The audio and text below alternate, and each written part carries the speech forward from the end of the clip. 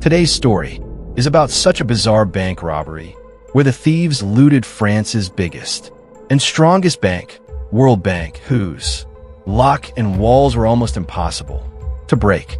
The most shocking thing was that these thieves ate food inside the vault after the robbery and spent almost 27 hours there, and neither the bank officials nor the police had any clue.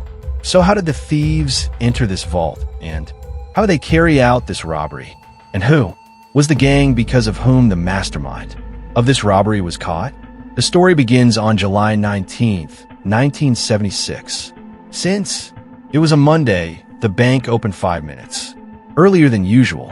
Everyone reached their seats and got busy with their work. It was a day like any other with a bank's daily routine had started, and soon customers also started coming in. Seeing this, the bank manager took his keys and moved towards the vault to open it. After opening the outer door of the vault, he inserted the key in the inner door, but it didn't open. This wasn't the first time the inner vault door had trouble opening, as it was 75 years old and weighed nearly 20 tons. It would occasionally get stuck while opening.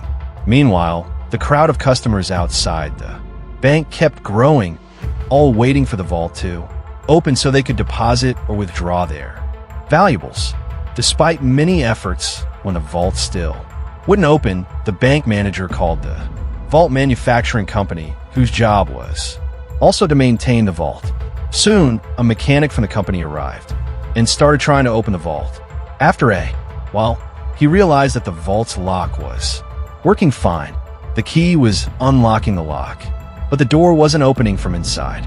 By now, customers had been waiting outside for over an hour and were starting to panic and shout, wondering why they weren't being allowed inside the bank. The mechanic still couldn't open the vault door, and everyone was puzzled why it wouldn't open. Now, only one reason seemed possible: that the door had been locked from the inside, which was supposed to be impossible since the vault had only one entry and exit. A little later, the bank authorities decided to dig a hole in the side wall of the vault to figure out why the door wasn't opening. By around 3 p.m., a small hole had been made in the wall. As the manager peeped through that hole, the ground slipped beneath his feet.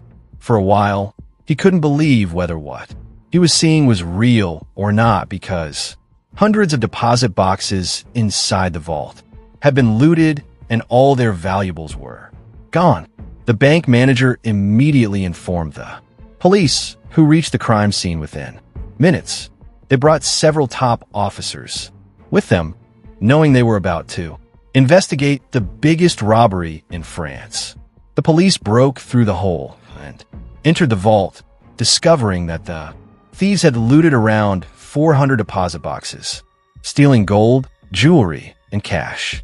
The thieves had even written a quote on the wall that meant, "Without violence, without weapons, and without hate." What puzzled the police most was, how did the thieves get inside the vault? And how did they escape? Then they noticed a hole in the ground. Upon entering it, they found it connected to the city's sewer system. Since the thieves had left their digging tools behind, it didn't take long for police to figure out that the thieves had entered and exited through this tunnel. They had used 27 gas cylinders to power gas torches and had also arranged ventilation machines to bring in fresh air into the tunnel. The total value of the stolen items was around $20 million, making it not only France's, but one of the world's biggest robberies. At that time, every newspaper in France printed this news on the front page and also published that the bank would give a reward of $1 million to anyone who provided information about the thieves.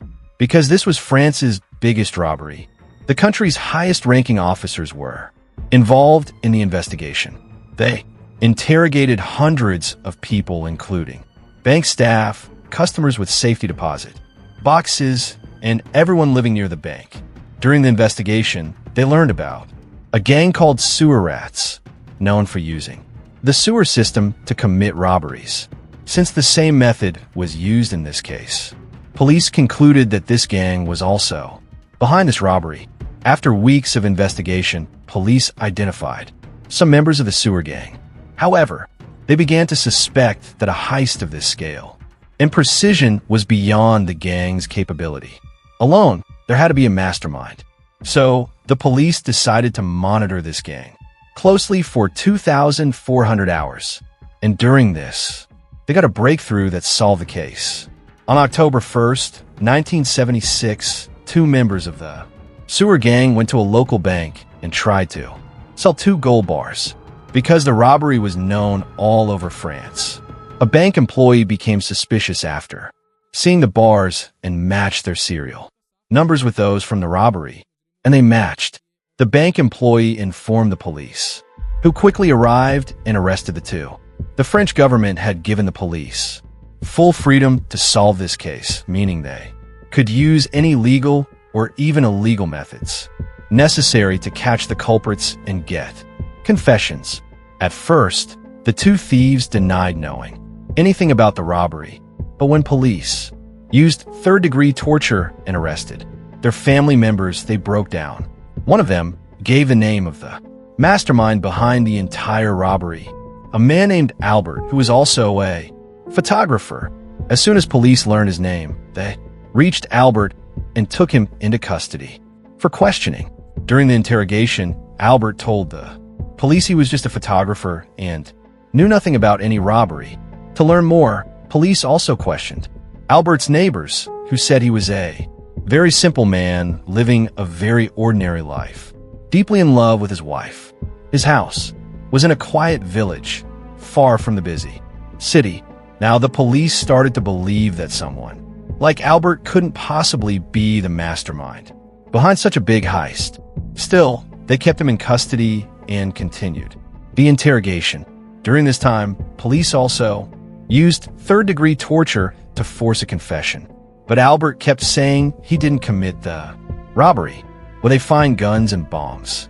This was a very big piece of evidence for the police, and the police understand that Albert is lying. Now the police use an illegal way to get the truth from Albert, and they tell Albert that if he doesn't tell them the truth, then they will arrest Albert's wife for keeping illegal weapons, and she will be sentenced to many years. The police knew very well that Albert loved his wife very much, and after this threat, he would definitely speak the truth. And exactly that happens. After this blackmail, Albert confesses his crime and tells the police that he is the mastermind of this robbery. Along with this, he also tells the police how he carried out this entire robbery. After hearing which, the police are left stunned. Albert tells the police that the idea to rob this bank came to his mind 2 years ago, when his neighbor, who worked in this bank, told him that there is no alarm system inside the bank vault. As soon as he finds this out, Albert rents a safe deposit box there. Whoever customers rented a safe deposit box, they were allowed to go inside the vault without any guard, so that they could keep and take out their valuables in privacy. Taking advantage of this, Albert took a camera inside and started taking photos of every corner of the vault. And he was taking these photos so that he could study every inch of the vault. And the most important thing was that inside this vault were thousands of safe deposit boxes, to loot which he had to stay inside as long as possible. Albert kept thinking for many days about how to get inside the vault. Then an idea comes to his mind. The idea was that he would enter the bank vault through the underground sewer system, because in France, the underground sewer system was quite large. That's why Albert decides that he will dig through the sewer line to reach the bank building. But this was not that easy, and it was going to take a lot of hard work and time. That's why Albert started going into the sewer system for many weeks, just to find one sewer line that went to the bank, and from where they could start their digging work. Since the sewer system had a lot of smell and gas, it was very difficult to stay there even for a short while. And that's why Albert started to feel that this mission is impossible. Then he goes to City Hall pretending to be a contractor. And from there, he takes the city's sewer system map. With the help of the map, he quickly finds the sewer line, which went straight near the bank vault.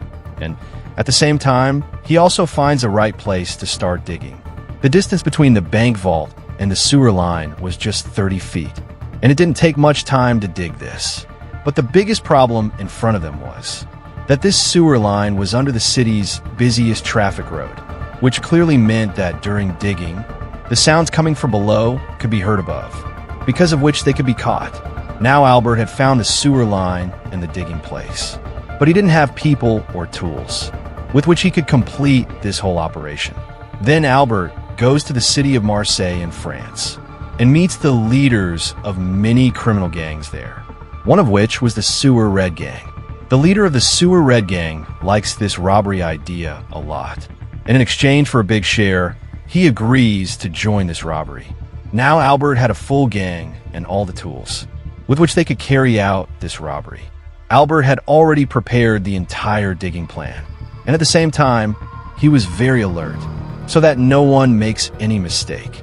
That's why before the digging, he placed some people outside the sewer line, so that if anyone came, they could inform the people digging inside, since they didn't want too much noise during digging. That's why they were digging the tunnel using hammer and chisel, because of which they were getting tired very quickly, due to very little space inside the sewer line. It was very hot there, and there was no ventilation at all. Because of this, one day while digging the tunnel, one of their partners faints. Then Albert divides the whole gang into 2 teams, and it is decided that one team will work for 15 minutes. After that, the second team will work for 15 minutes. Since there was no ventilation at all, Albert arranges ventilation tubes there, and also lures a doctor to join them, so that if anyone falls ill during digging, he could treat them. Albert knew very well that the more he takes care of the gang members, the sooner they would dig the tunnel and reach the vault, and would be able to complete this robbery. Now 9 weeks had passed while digging, and then in the first week of July, Albert and his gang reached the wall of the bank vault. But a big problem was already waiting for them here. Now Albert and his gang had to break the wall of the vault, which was made of 12-inch thick concrete. And to break it, they needed a drilling machine and jackhammer. Now Albert was afraid that if they dig using a drilling machine and jackhammer, then the noise could go up. That's why he comes up to check whether the noise of the drilling machine and jackhammer could be heard above or not. Surprisingly, Albert couldn't hear any sound from below, and now he fearlessly starts the digging work in the concrete wall. That night, they dig almost 6 inches of that wall, and leave the remaining 6 inches for the next night, because the next night was Saturday night, and the next day was Sunday, so the bank was closed. The next night, they again start their digging work, and around 2 a.m., they dig through the wall and enter the vault. After entering the vault, the thieves first weld the vault door with its steel frame, so that no one can open the vault door from outside, and they could escape easily through the sewer line. Now, they start breaking open the safe deposit boxes one by one, and seeing the money, jewelry, and gold coming out of them. Their eyes remain wide open. Seeing this, they become so happy that they start celebrating their success right there, and sit down to eat together. After eating, they again start breaking open the remaining safe deposit boxes. After spending 27 hours inside the vault, they break 400 deposit boxes, and on Monday morning at 5 a.m., they flee through the sewer. But before escaping, Albert picks up a spray paint and writes a famous quote on the wall: "Without weapons, without violence, without hate." Because of this quote, the public in France started mocking the police and started saying that this is a slap from the thieves on the police's face.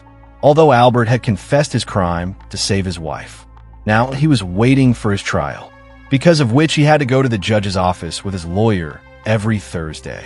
In the last meeting before the trial, Albert goes to the judge's office and starts explaining every detail of the robbery, and places 3 papers in front of the judge, in which there was a full map of the sewer system. And he tells them where he started digging, from where they entered the vault, and how they escaped.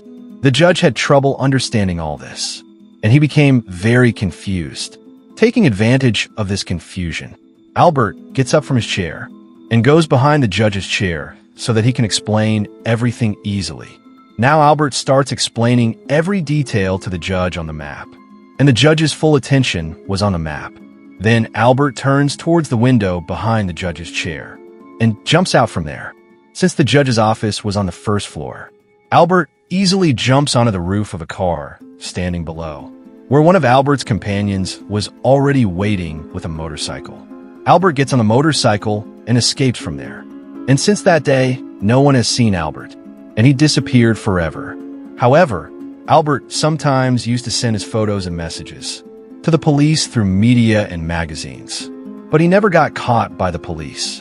And in the year 1989, due to lung cancer, he died. How did you like this story? Do write in the comments section. Like and subscribe to the channel. See you in the next video.